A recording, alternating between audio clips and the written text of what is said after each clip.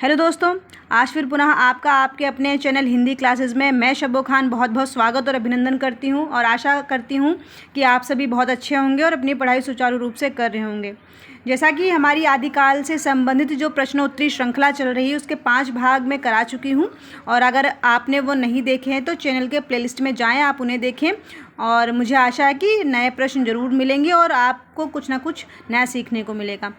आगे बढ़ने से पहले अगर आप चैनल पर नए हैं तो साइड में बने बेल आइकॉन को प्रेस करें, चैनल को सब्सक्राइब करें, ज़्यादा से ज़्यादा वीडियो को शेयर करें, लाइक करें और अपने महत्वपूर्ण सुझाव मुझ तक ज़रूर पहुंचाएं। चलिए आगे बढ़ते हैं।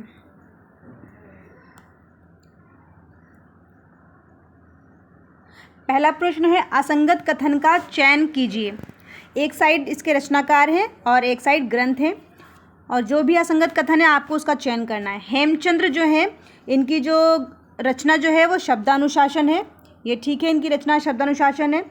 इसके अलावा वज्रसेन सूरी की रचना भारतेश्वर बाहुबली घोर रास है, ये भी ठीक है। शालिभद्र सूरी पंच पांडव चरित रास, ये भी ठीक है। सोम प्रभु सूरी प्रबंध चिंतामणि, नहीं, प्रबंध चिंतामणि सोम प्रभु सूरी की नहीं, प्रबंध चिंतामणि मेरु तुंग की रचना है। प्रबंध चिंतामणि जो रचना है वो रचना है मेरु तुंग की रचना है, ये याद रखें इसको। प्रबंध चिंतामणि मेरु तुंग की रचना है। अगला प्रश्न देखिए, डिंगल संबंधित है, डिंगल काव्य जो संबंधित है किससे है? वीर काव्य से, श्रृंगारिक काव्य से, प्राकृत काव्य से या कोई नहीं। तो डिंगल जो काव्य है यह वीर काव्य से संबंधित है और ज़्यादातर इसका प्रयोग राजस्थानी काव्य में किया गया है। देवसेन की श्रावकाचार रचना में कितने दोहों में श्रावक धर्म का प्रचार किया गया है? कितने दोहों में किया गया है? 250 दोहों, 250, 200, 300 या 150। तो कितने दोहों में किया गया है? 250 दोहों में जो देवसेन की रचना है श्रावकाचार, इसे ध्यान रखें। यह हिंदी की प्रथम रचना भी मानी जाती है। श्रावकाचार हिंदी की प्रथम रचना श्रावकाचार है और उसके लेखक कौन है? देवसेन है। और इसमें कितने दोहों में श्रावक धर्म का प्रचार किया गया है? 250 दोहों में, याद रखें इसको। जिनदत्त सूरी की रचना उपदेश रसायन रास से असंबंधित कथन है, ये ध्यान रखिए, असंबंधित कथन पूछा गया है। प्रश्न करते टाइम ये चीज़ ज़रूर ध्यान रखा कीजिए कि प्रश्न में पूछा क्या गया है, तो इसमें क्या असंबंधित जो कथन है वह देखना है। तो इसका रचना काल क्या है? 1200 ईस्वी, ये ठीक है। इसका जो उपदेश रसायन रास जो रचना है जिनदत्त सूरी की, इसका रचना काल 1200 ईस्वी है। इसमें रास लीला का काव्य है, ठीक है, इसमें रास लीला से संबंधित है, रास लीला का काव्य है। और 80 पद्यों का नृत्य गीत है, ये गायन गीत है, ये भी ध्यान रखें और ये भी ठीक है। तो इसका ऑप्शन जो हो जाएगा वो सभी कथन सही है, ध्यान रखें आप इसको। इसका रचना काल 1200 ईस्वी है, रास लीला का काव्य है और 80 पद्यों का नृत्य गीत है ये। अगला प्रश्न, गार्सद तासी के द्वारा रासो शब्द की उत्पत्ति मानी गई है, रसिक से मानी गई है या रसायन से मानी गई है, रास से मानी गई या राजसूया से मानी गई है? तो जो गार्सद तासी के द्वारा जो रासो शब्द की उत्पत्ति मानी गई है वह किससे मानी गई है? राजसूया या राजसू से मानी गई है। रास नंदुलारे वाजपेयी ने बोला है रासो शब्द की जो उत्पत्ति है वह रास से हुई है और रसायन से किसने माना है? आचार्य रामचंद्र शुक्ल द्वारा। तो अगर इस प्रश्न का अगर हम उत्तर देखते हैं तो क्या हो जाएगा? Option number 4। अगला प्रश्न देखिए, रामचंद्र शुक्ल द्वारा हिंदी का प्रथम महाकाव्य किसे माना गया है? तो हिंदी का जो प्रथम महाकाव्य माना गया है वह माना गया है पृथ्वीराज रासो को। इसके रचनाकार कौन है? चंद्रवरदाई हैं। बच्चन सिंह ने राजनीति की महाकाव्यात्मक त्रासदी किस रचना को कहा गया है? राजनीति की महाकाव्यात्मक त्रासदी किस रचना को कहा गया है? बच्चन सिंह ने किसको कहा है, किस रचना को? तो किसे कहा है? पृथ्वीराज रासो को।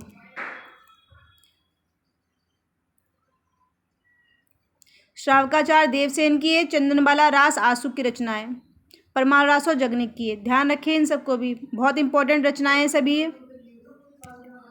प्रथम 12 मासा वियोग वर्णन किस रचना में है? बिसलदेव रासो, पृथ्वीराज रासो, परमाल रासो या कोई नहीं? तो प्रथम जो 12 मासा जिसमें 12 महीने का जो वियोग वर्णन है तो वो किस में है? आपका बिसलदेव रासो में।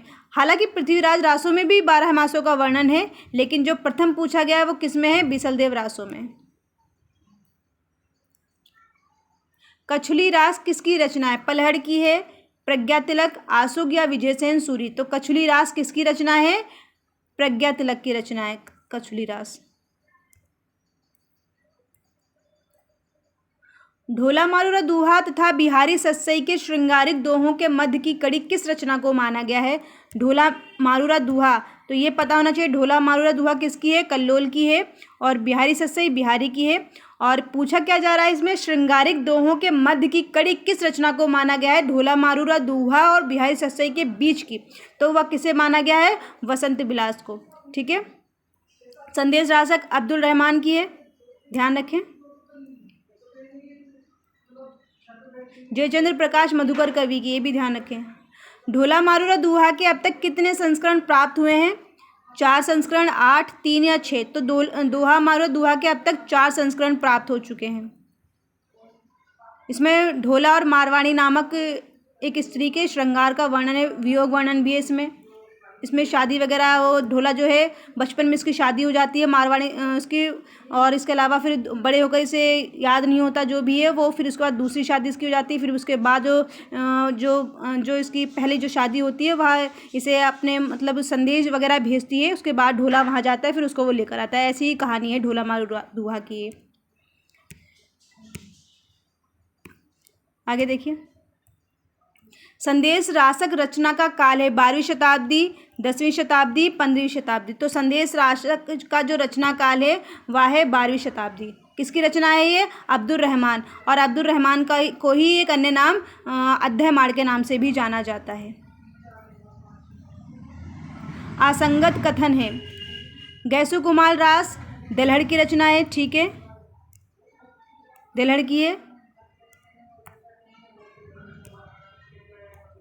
गौतम स्वामी रास उदयवंत की है। ये बहुत इंपॉर्टेंट रचनाएं, सभी ध्यान रखें इनको। गौतम स्वामी रास उदयवंत की है। कछुली रास प्रज्ञा तिलक की है। आबू रास सारमूर्ति, ठीक है। तो इसमें कौन सा असंगत है?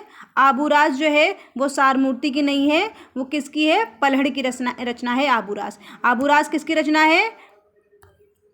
आबू रास जो रचना है वह रचना है पलहड़ की, पलहड़ की रचना है आबू रास, इसे ध्यान रखें। जयचंद्र प्रकाश किसकी रचना है? भट्ट केदार, मधुकर कवि, अद्दहमाण या कल्लोल? जयचंद्र प्रकाश किसकी रचना है? भट्ट केदार की रचना है। हालाते कन्हैया किसकी रचना है? अमीर खुसरो, विद्यापति, कुशल लाभ या कोई नहीं? हालाते कन्हैया किसकी रचना है? विद्यापति की है। अमीर खुसरो की रचना है हालाते कन्हैया। हालाते कन्हैया किसकी है? अमीर खुसरो की रचना है। संदेश रासक किस परंपरा को आधार बनाकर लिखा गया है? कालिदास के मेघदूत परंपरा को, बिहारी की सतसई परंपरा है, ठीक है, यहाँ पर ये सतसई है। बिहारी की सतसई परंपरा को, तुलसी की रामचरितमानस परंपरा को या कोई नहीं? संदेश रासक किस परंपरा को आधार बनाकर लिखा गया? कालिदास की मेघदूत परंपरा से। बहुत इंपॉर्टेंट प्रश्न है ये पूछा जाता है एग्जाम में, और पूछा भी गया है एग्जाम में कि कालिदास जो संदेश रासक है किस परंपरा को आधार बनाकर लिखा गया है ये? तो कालिदास की जो मेघदूत रचना है उस रचना की परंपरा को आधार बनाकर संदेश रासक अद्दहमाण द्वारा लिखा गया है। अब्दुल रहमान या अद्दहमाण को किसने हिंदी का पहला कवि माना है? आचार्य शुक्ल ने, हजारी प्रसाद द्विवेदी ने, आचार्य महावीर प्रसाद द्विवेदी ने, डॉक्टर नगेंद्र? किसने माना है? आचार्य हजारी प्रसाद द्विवेदी द्वारा अब्दुल रहमान या अद्दहमाण को हिंदी का प्रथम कवि माना गया है। इनकी और रचना इनकी कौन सी है? संदेश रासक। किसे मुल्क सुवरा की उपाधि दी गई? अमीर खुसरो, हमीर देव, विद्यापति? तो किसे दी गई है? मुल्क सुवरा। याद रखें ये मुल्क सुवरा, अमीर खुसरो को मुल्क सुवरा की उपाधि दी गई है। असंगत कथन है, नजरानाए हिंदी अमीर खुसरो की, ठीक है। भू परिक्रमा विद्यापति की है। राउलवेल रोडा कवि की है। वर्ण रत्नाकर किसकी है? शालिभद्र सूरी की नहीं है वर्ण। ज्योतिरीश्वर ठाकुर की रचना है वर्ण रत्नाकर। ध्यान रखें, वर्ण रत्नाकर किसकी है? ज्योतिरीश्वर ठाकुर की रचना है वर्ण रत्नाकर।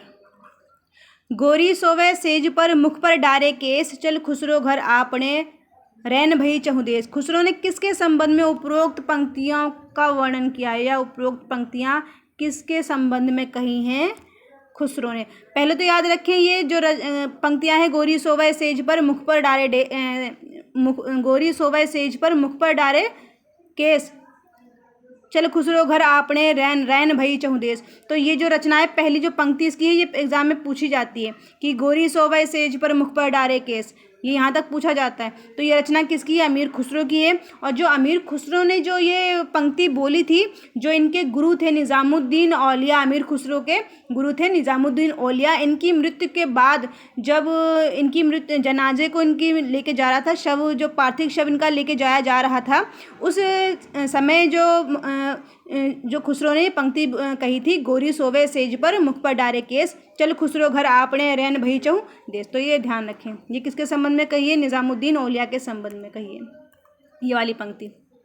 अमीर खुसरो का जन्म माना जाता है 1555 ईस्वी एटा पटियाली गांव उत्तर प्रदेश, 1255 ईस्वी एटा में, 1240 ईस्वी एटा पटियाली गांव उत्तर प्रदेश, या 1220। तो अमीर खुसरो का जन्म माना जाता है 1255 ईस्वी एटा पटियाली गांव उत्तर प्रदेश। ध्यान रखें, ये एटा जो है उत्तर प्रदेश में, और 1255 ईस्वी में इनका जन्म माना जाता है।